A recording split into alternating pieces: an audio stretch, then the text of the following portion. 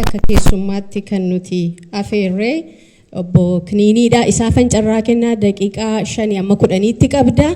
Isa booddee waan baay'ee gurra namaatti tolu sin dhageessullee baay'een jira. Kanaan sagantaa keenya gabaabsinee isiniidhaaf carraa kenna.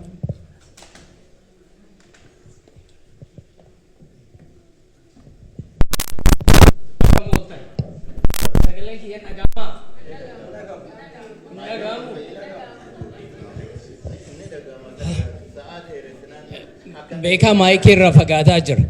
Akka mooltan. Nagaa. Egaa wanti baay'een jedhamee jira. Haa ta'u ammoo dursee isiniin asin argamtan akkasumas ammoo qopheessitoonni sagantaa kanaa akka koretti keessatti iyyuu dubartoota MInnisota hedduu galatoomaa ulfaadhaa isiniin jedha.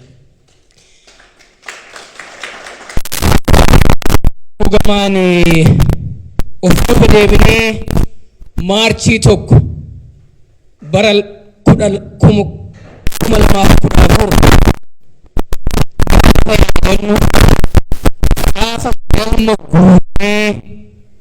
Oromiyaa Media Network ijaarru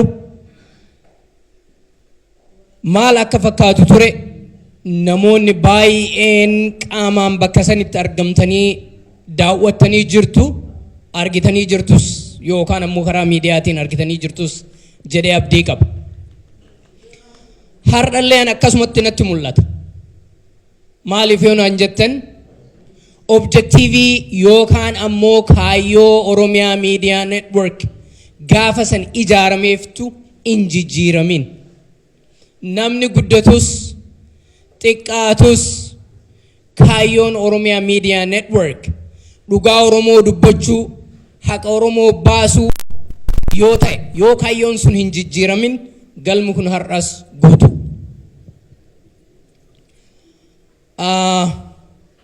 Har'a as jiraanne Finfinnee jiraanne Adaamaa jiraanne Direedawaa jiraanne Nairobi jiraanne Melbourne Australia jiraanne anywhere across the globe the spirit of Oromia lives with us.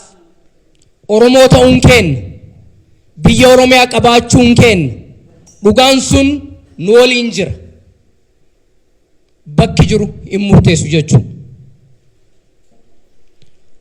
Wanni as jirruuf we're here not to support Oromia Media Network. We are here to protect a voice that has carried stories through struggle and triumph. Wanni nu as jirruuf Oromia Media Network gargaaru qofaafii miti. Sagalee qabsoo bilisummaa Oromoo 1214 irraa kaasee hanga 1218 qilleensa Oromiyaa bilisaaf walaba baasutti sagalee san gargaaruuf as jirra.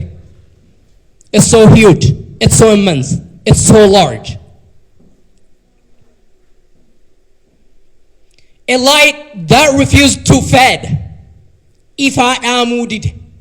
Oromia Media Network ifa dhaamudid. It's a light that refused to fade. A symbol that reminded millions of Oromo children and their stories matter. Ijoollee Oromoo, saba Oromoo, seenaa isaanii daangaa irraa daangatti kan itti dubbatamu. Oromia Media Network sagalee qofaa miti. It's our mirror. Daawwitii keessatti uf laalu. Showing us who we are, where we come from, and where we can go. Eessa akka kaan garam akka deemaa jirrullee kan nutti argisiisu Oromiyaa Media Network. Kanaafuu daawwitii Oromooti Oromiyaa Media Network.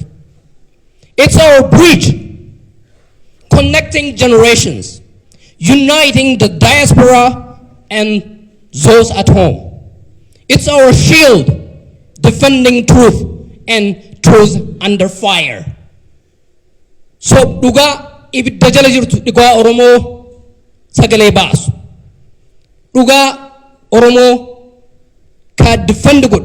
The lawyer of the Oromo is Oromia Media Network. As I said, Daawiti kenna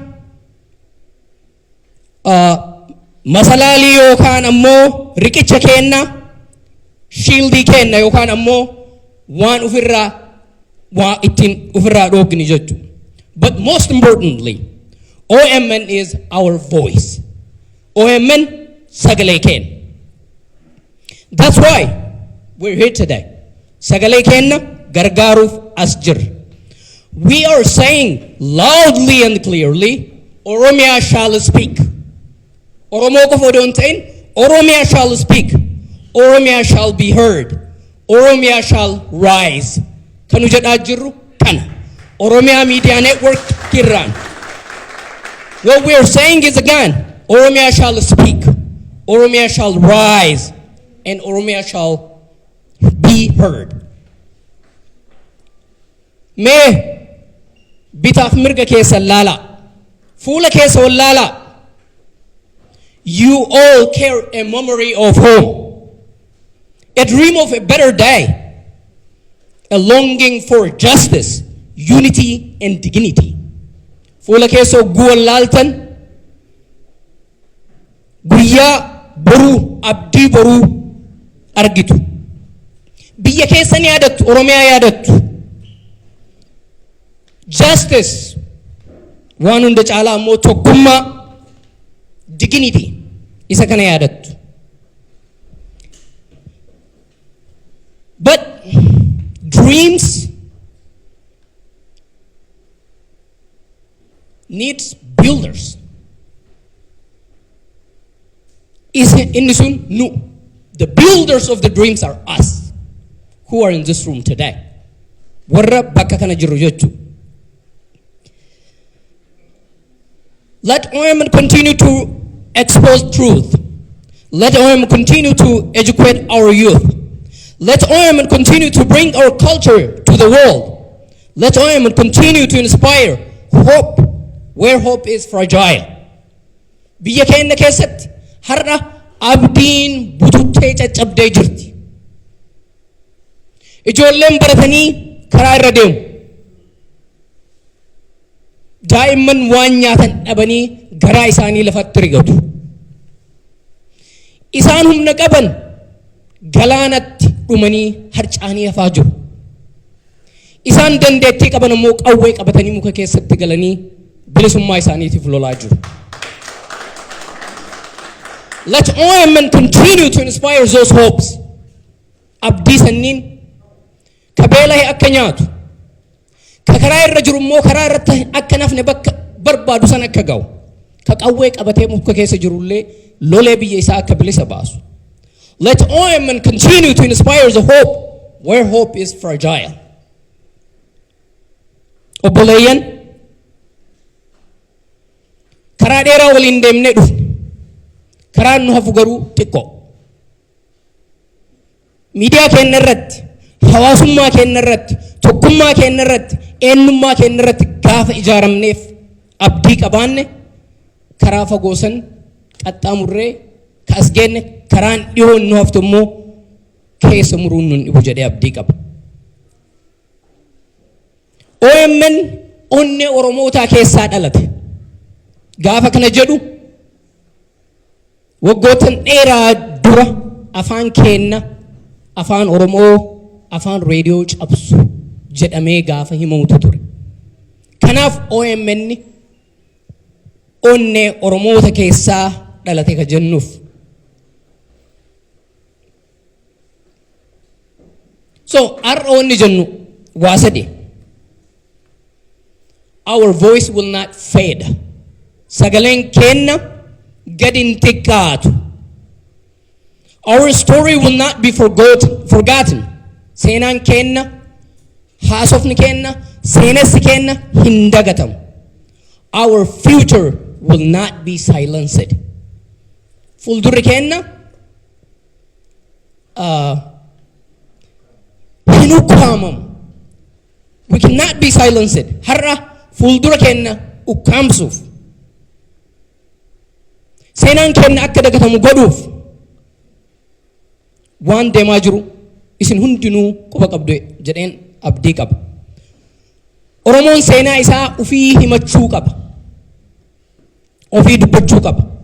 Seenaa keenya kan uuf himus kan uuf dubbatus hin jiru.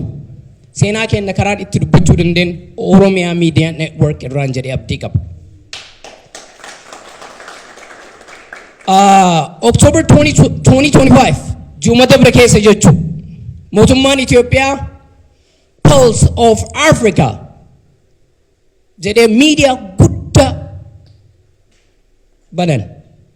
Achi keessatti gaafiin silaa miidiyaan jiraachuun Pulse of Africa miti Pulse of the World jedhanillee miidiyaa qabaachuun bareeda. Garuu Oromoon hagam achi keessa mul'atan gaafii. No Google. Is that to silence us? Is that to get our story forgotten? Is that to fade our voices? Numartinu kana gaafachuu qabna. Sagaleen Oromoo hagam achi keessatti dhagahamuuf deema. Dhumarratti I will say this. May our unity be stronger than ever. May our voice echo across generations through Oromia Media Network. Let OMN be the CNN, the BBC, the Al Jazeera of Oromo. Ankan majade tumura garudu marata malera debya warra MInnisota Oromia Media Network ilma kessen. Obbo Dajaneen duratti jedhanii jiru. Haati as keessa jirtu, abbaan as keessa jiru, wanni beekuu qabdan OMN daaree jira. Daaree jechuu maybe namni beektan yoo jiraatan daaree jechuun uffatan qabu jechuu. Uffatan qabu jechuu. Gaafa ilmi daare maal godhan? Daara baasu. Itti uffisu. OMN daara baasaa. OMN uffata isaa itti bitaa uffisaa. Ankanuma jechuu barbaada. Ulfaadhaa galatoomaa wayyoomaa isiniin jedha.